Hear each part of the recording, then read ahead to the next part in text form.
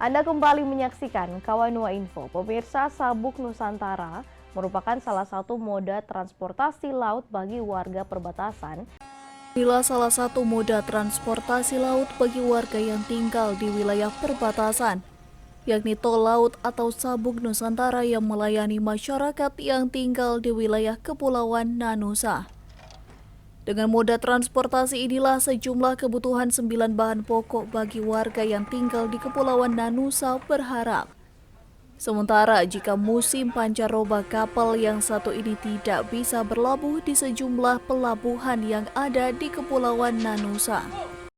Untuk kebutuhan bahan pokok di Pulau Miangas itu tergantung transportasi laut. Karena kadangkala kalau cuaca ekstrim, kadangkala Sabuk Nusantara 109 itu nggak bisa tembus di Pulau Miangas, sehingga kadangkala untuk kebutuhan bahan pokok yang ada di Desa Miangas itu jaga habis, sehingga kalau boleh menurut kami itu armada perintis kalau boleh ditambahkan, karena itu sangat membantu untuk kehidupan masyarakat yang ada di Pulau Miangas.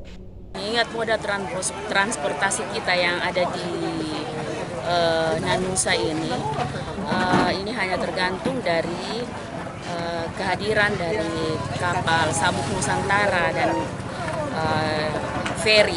Tapi kalau kita melihat kondisi yang ada, feri untuk masuk ke Nanusa ini memang agak kurang.